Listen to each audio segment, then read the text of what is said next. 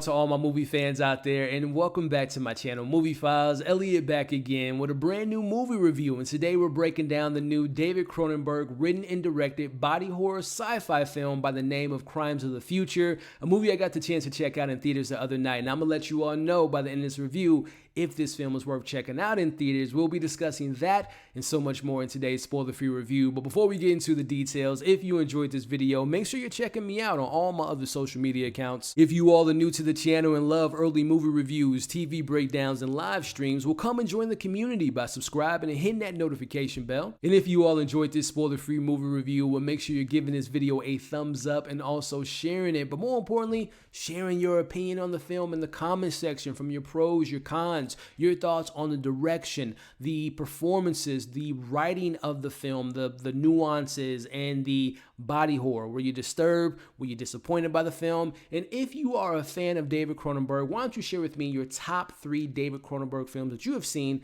in the comment section. Let's have some dialogue around those topics. Which, speaking of David Cronenberg, let's go ahead and start this review off by talking about the writer and director, who I personally thought his ideas and his concepts and his thoughts on the human evolution and what it means to be an artist to me was very impressive. Like, it was very cerebral, very methodical, and I thought his direction was very bold at times. Some of it worked, some of it didn't, but for the most part, I applaud what he was trying to do with this film. Now, I've seen 2 of his films, The Fly, the remake of The Fly, and Videodrome, and I'm a fan of those films, and I completely understand why he's considered an auteur director, but also I understand why he is given that title of the king of the body horror, which we'll talk about that topic a little bit later. But again, I'm a fan of his direction in this film. I think if you're a fan of his body of work, which I definitely want to explore more of, you'll be impressed by his direction as well. But let's pivot and talk about these performances, who I personally think everyone was great. I thought everyone brought their A game. There was no weak link amongst the cast.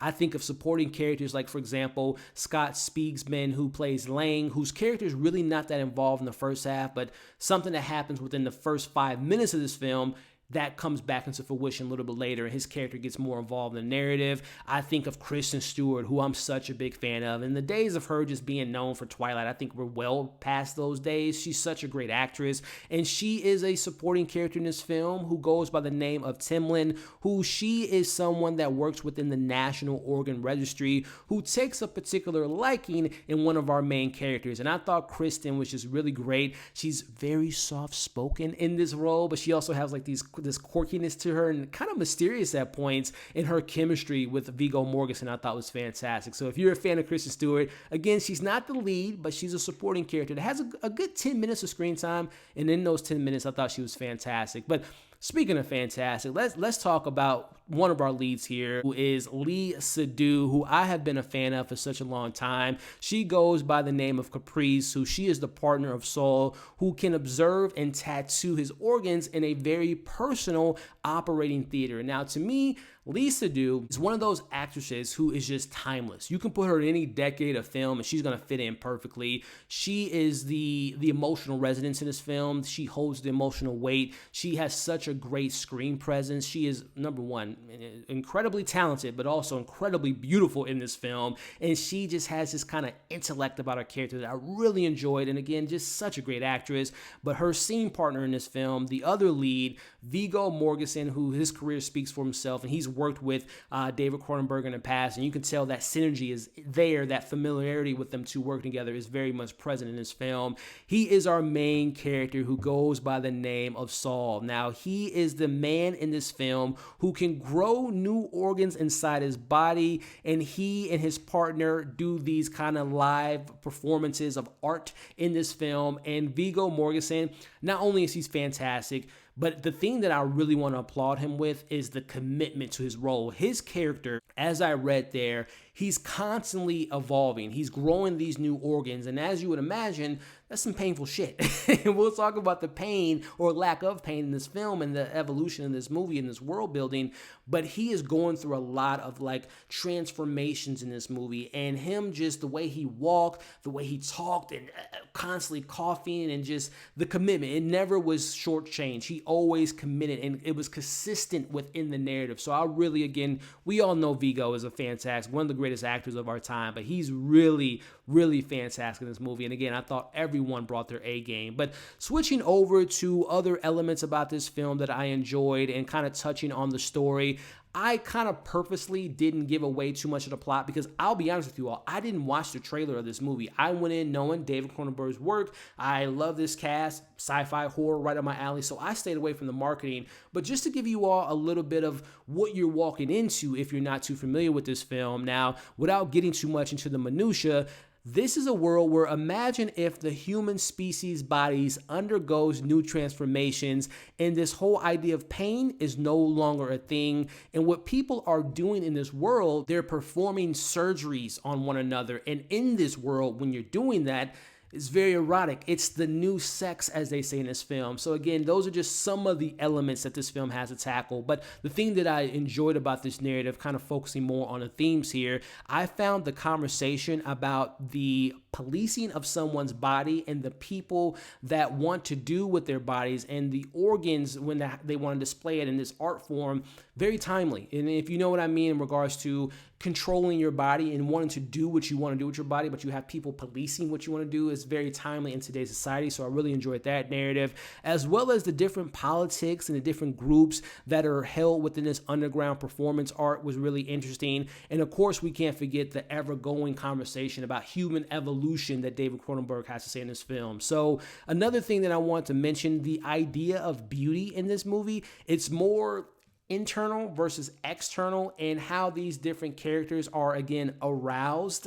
by performing surgery. And again, they're not doctors. These are literally people in the middle of streets cutting each other up because they're getting there's no pain in this world. So as you would imagine, people are seeking and falling in love with performing, cutting people's faces and legs and limbs. So, which brings me to the body horror of this element, which I gotta admit, this is pivoting over to my criticisms of the movie. Now, I am a fan of David Cronenberg's work, and I know from just seeing clips of different films he's done, he knows how to handle the body horror. And I have to say, for me, I was disappointed by the body horror because I was looking for, I felt like it was tamed, and I didn't feel like it didn't push the envelope enough as much as I was expecting. Because especially kind of hearing, and this is probably my own fault, I heard that there were people that was like, and again, everyone's tolerance to pain and horror and body horror is different, but I was under an impression that people were like walking out of the theater because it was that grotesque, but it's really not that bad for me, for my personal taste. And also too, I felt like knowing David Cronenberg's work, him being someone that relies a lot on practicality, some of the visual effects, they weren't bad by any means. Like, by the way, going back to my positives, the production, the score, all that stuff was great, the cinematography, but they chose to go with more of the visual effects when they were like cutting people up in their stomachs. And I really wish they would have leaned more on the practical elements that I know David Cronenberg's a master at. So I was a little bit disappointed by the body horror. And again, my tolerance might be a lot different from you all. So you might go into this and be like, this is the most disgusting film I've ever seen. To me, I found it to be very tame. Now, getting back into another criticism, I always applaud a director that doesn't hold its audience in hand and telling, hey, this is what this means, this is what that means. But I felt like we didn't really explore the high concept deep enough in this film. Like, there's a lot of things that are presented in this film, and I thought that the plots didn't really have that many payoffs. Like, for example, without giving too much away, there's a particular plot that's brought up in regards to a beauty pageant that doesn't come to fruition at all. And there's literally like a 5 to 7 minute scene talking about this pageant, and we never get a payoff for that. And also, there's an exchange between Kristen Stewart's character and Viggo Mortensen's character regarding sharing a more intimate moment with each other that never really comes to fruition. So those are like two examples of just moments and ideas and concepts that were introduced in the first and second half of the film, but we really don't have much of a payoff at all of those things. And another thing that comes to mind is there are moments in which I really wanted the world to be built out more. Like, I felt like it was very small, and even though there are police involved, there's the government involved, and there's a particular group of people that want to go a certain route of the human evolution, and this group is meant to be global, right? But I never felt it was big enough in telling that narrative. And also too, and this is just like a little nitpick, I found there was a lot of points, especially in the second half. There's a lot of dialogue and a lot of exposition that really slowed down the momentum of the movie. And last thing I want to mention, without giving away the ending to me was a bit disappointing and very abrupt, and I felt like there was like another 15 minutes to really dive deeper into ending up this narrative. So those are my pros, those are my cons. Before I give you all my score and let you know if I think it's worth checking out, if you stuck around to the point in the video, thank you so much. Before we wrap things up, make sure to like, share, comment, and subscribe to the channel. Overall, I will say, as a fan of sci-fi, as a fan of David Cronenberg, this was a film that I enjoyed for the most part. I enjoyed the narrative, the themes on the body evolution, what it means to be an artist, what it means to control your narrative in your body, and the chemistry and the leads and the supporting characters all fit within this narrative. Again, I found some of the elements I wish they would have expanded more on the world. I wish that we would have gotten more of the practicality in the body horror. I wish the body horror was heightened a little bit more, but overall I lean towards more of the positives on this film, so I'm gonna give this a 3 out of 5. Now again, if you're a fan of David Cronenberg, I recommend you give this a watch. If you're someone that's not familiar with his work, I don't know if this is gonna be a film for the general audience.